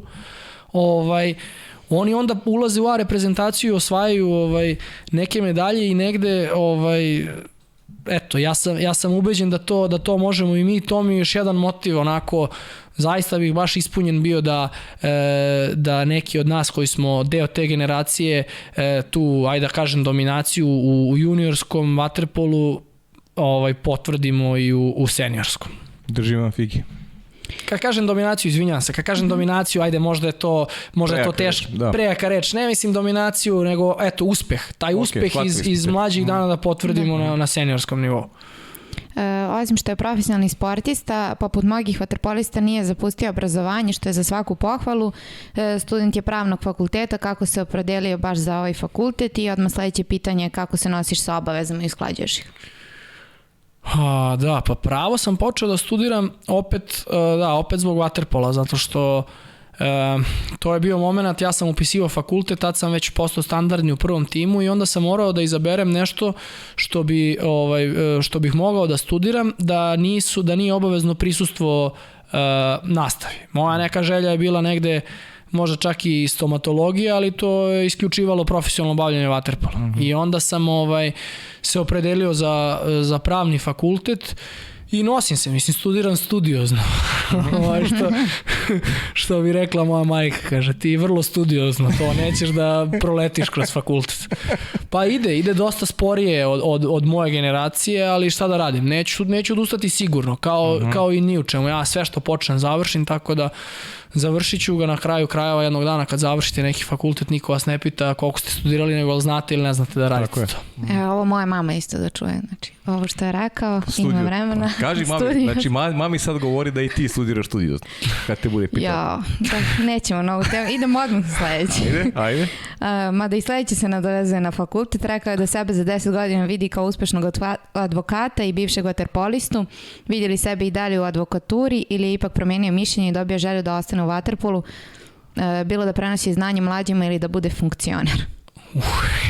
Ne znam odakle kakva su pitanja. Ne znam kad sam to rekao. Ne vidim sebe u advokaturi, definitivno. Definitivno ne vidim sebe u advokaturi, ali ne vidim sebe ni u vaterpolu. Voleo bih da kad završim jednog dana, ne znam kada će to biti, da prosto to poglavlje zatvorim i da se upustim u nešto novo sa željom da budem što uspešniji u tome, ali ne vidim sebe u advokaturi. Vrlo poštujem tu profesiju, ali eto. A trener nekad ništa? Si razmišljao o tome, da? Ili rano još da ovo što razmišljao? Ne bih voleo da budem trener, ne znam. Ne bih to voleo. Mislim, sad iz ove perspektive... Da, možda se promeni percepcija. Dođe mi neki mali vico, mislim, šta da radiš? Sjajno, dođe mi neki mali vico. Pa nije, šalim se stvarno. Znaju da se šalim, ali ne vidim sebe kao trener. Ne. Dobro. Gde je najbolji sladoled na svetu i da li je moguće da pre odlaska u Trst nije jeo sladoled? Koji bi nam ukus preporučio da probamo ako posetimo, ne smemo da pročitam, Galeteri Zampoli. Gelateria Zampoli. Aha, super sam ovo pročitala. To je, da, jako je obožavam slatko, a sladoled nisam jeo pre odlaska u Italiju. Stvarno je, vidiš? Da. Viš kako pripremimo? Ne znam ko ovo pita, stvarno sam u šoku, majke. I ovi Italijani tamo prvo, drugo veče kao da me izvedu da se ja uklopim tu, kao ajde vodimo te na sladoled, i ja rekao, ali da bi bio fin, kao ne mogu sad da odbijem, i odem tamo i oduševim se. To je, mislim, to nema veze sa ovim sladoledima koje mi ovde jedemo. Vodili su me na razna mesta kao ovde je super, tamo je super, ma kakvi. A što se tiče ukusa, preporučio bih bilo koji ukus senza nome, 1, 2, 3, 4 ili 5 senza nome kao bez imena. Njihova teorija je da je to toliko dobar sladoled da nisu mogli da mu daju ime. Da su to toliko dobri ukusi da nisu mogli da im daju ime. Inače imaju, ne znam, pregršta ukusa, preko 30. Inače, Aleksandar Milošević je autor, da znaš, ovih pitanja. Svaka čast devojci, stvarno ne znam odakle ove informacije.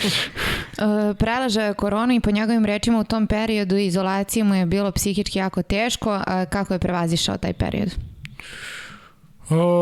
Jeste, ja sam imao 2 puta koronu zvanično. A nezvanično ne znam da li sam imao još neki put.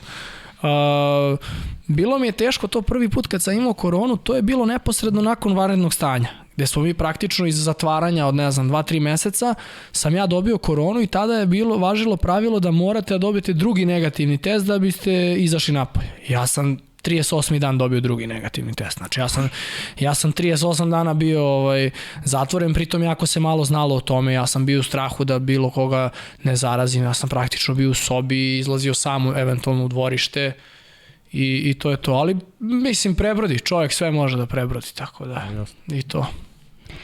Rekao je da je fasciniran serijom Besa, pa s obzirom da sam ja veliki fan serije, može li otkriti kako mu se dopala druga sezona? Više mi se svidela prva. Dobro. Da li u kafani i dalje poručuje pesmu Makedonsko devojče? Da, uvek. To je pesma mog dede. Izjavio je da ceo njegov život trpi zbog vaterpola jer profesionalno bavljenje sportom oduzima mnogo vremena. Žali li što je neke stvari u životu propustio i šta je najviše trpelo zbog vaterpola? Porodica, prijatelji i društveni život? A to je mnogo težak izraz da je nešto sad trpelo. Meni ne pada teško što nisam bio na ekskurziji ni jednoj i što nisam bio na nekim rođendanima. U suštini sve se stigne. Ono što mi najviše, ajde da kažem, ako mogu to tako kažem, da patim što nisam još stigao da završim fakultet zbog toga i što možda nisam ozbiljnije mogao da se posvetim obrazovanju na samom fakultetu zbog vaterpola. Ali opet ovo je moj izbor, tako da opet bih uradio isto, verovatno. Za koji klub bi jednog dana voleo da zaigra?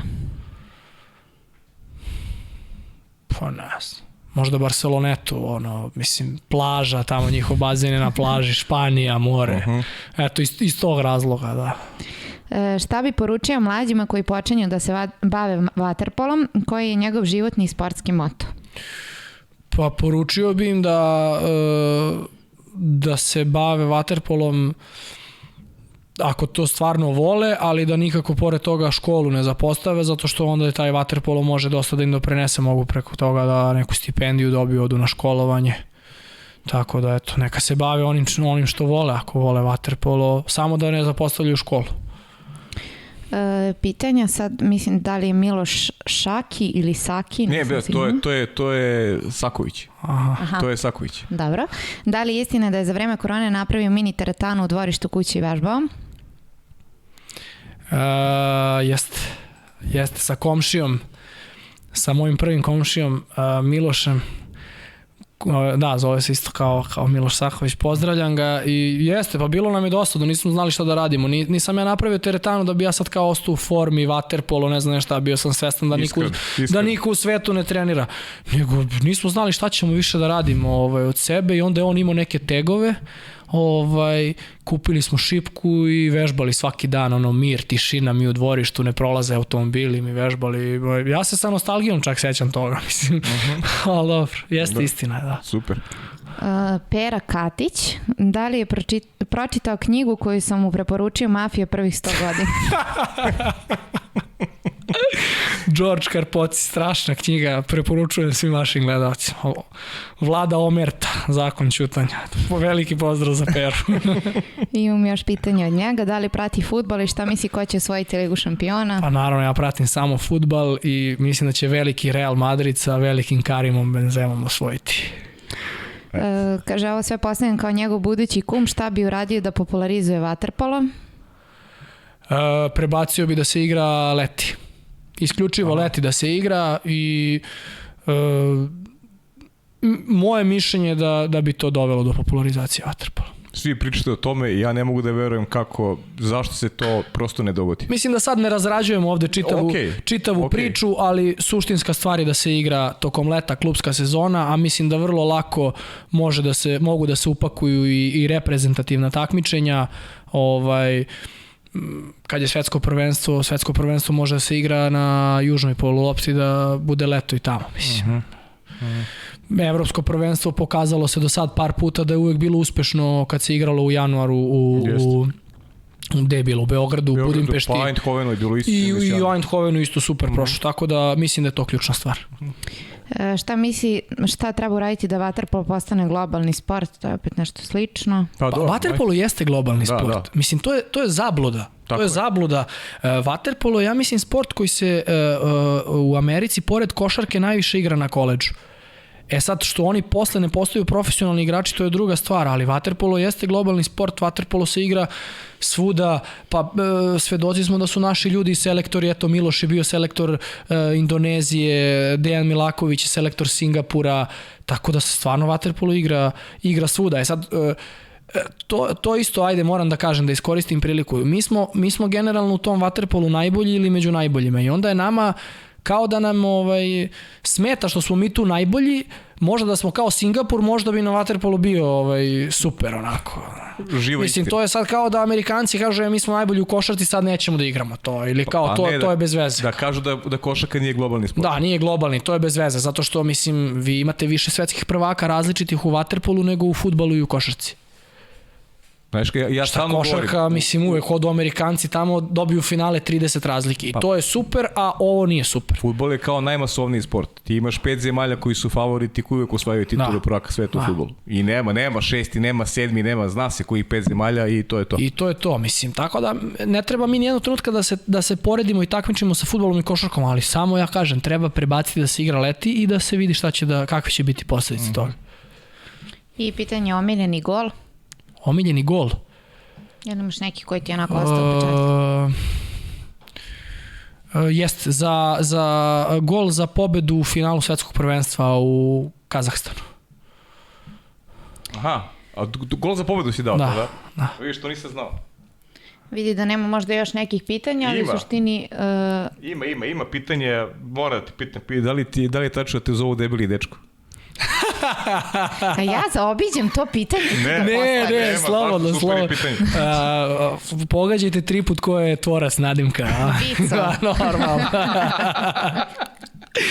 Zato što ima u svemirskom basketu kad onaj se kao Jordanov pratilac kad se sakrije u slačionicu onih zveri i onda ga kao nanjuši kao evo to je debeli dečko i onda je Vicu došao jedan dan. Mislim ja ne krijem, ja volim da jedem i onda sam se u jednom periodu stvarno bio u Goju i onda Vicu dolazi kao evo to je Draško, debeli dečko.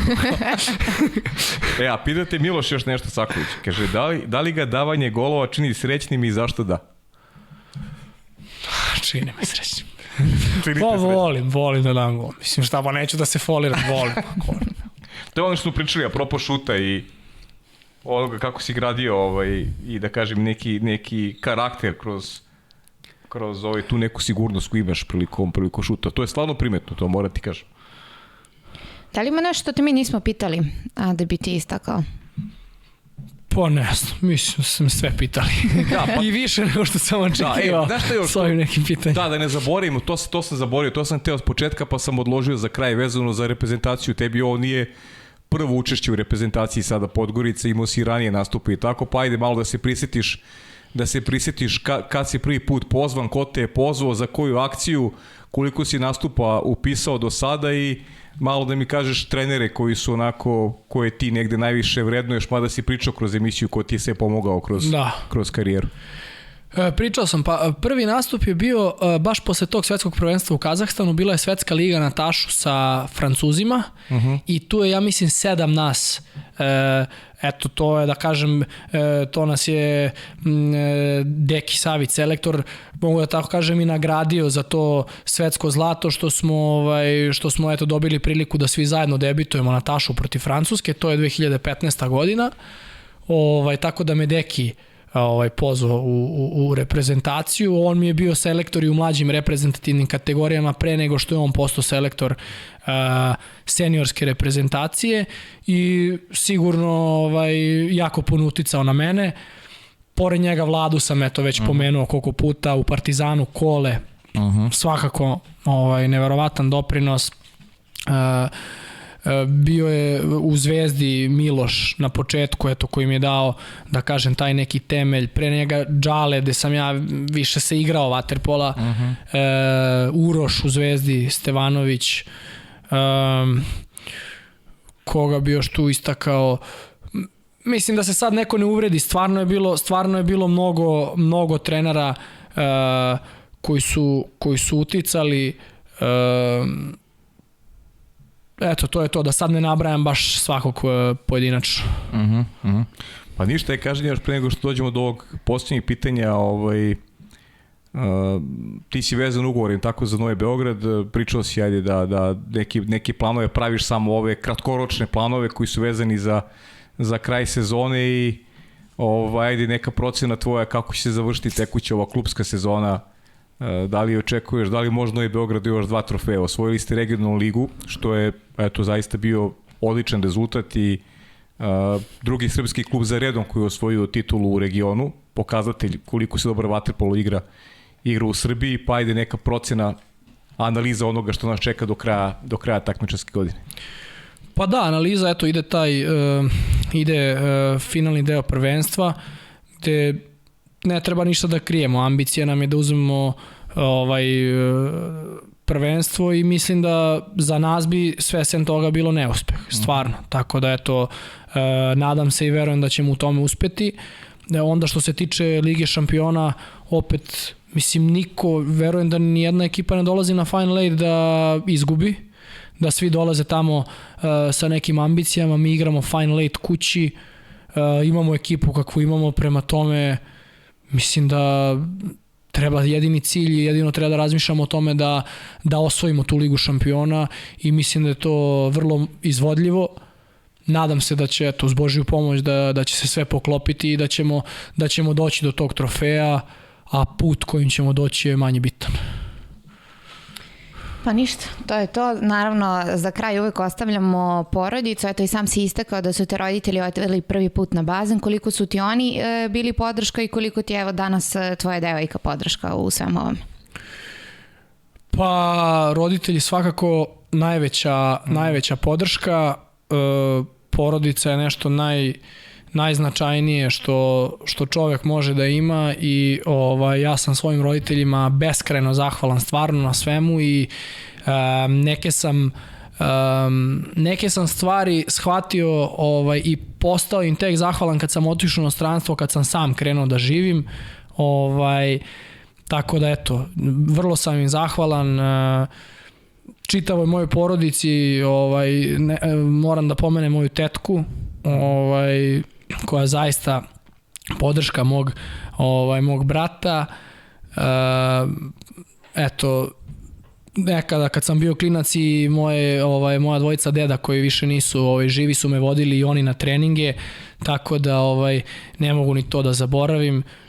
Devojka mi je svakako isto uvek bila podrška, tako da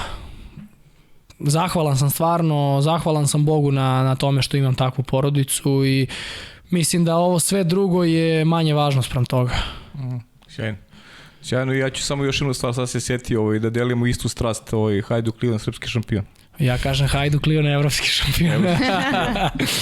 Delimo istu strast, tako da možemo da se nađemo na Lionu jednom prilikom da zajedno odgledamo da, nadam se. Našeg kluba. Našeg Hajduka, da. Lokal patriot. Lokal, uvek. Tako je. Ništa, ja ću polako da odjavljujem ovu emisiju. Mi za sledeći četvrtak imamo neke planove, ali nećemo još uvek ništa da govorimo. Svakako pratite naše Instagram profila, do tada uživajte u ovom divnom razgovoru. Pozdrav!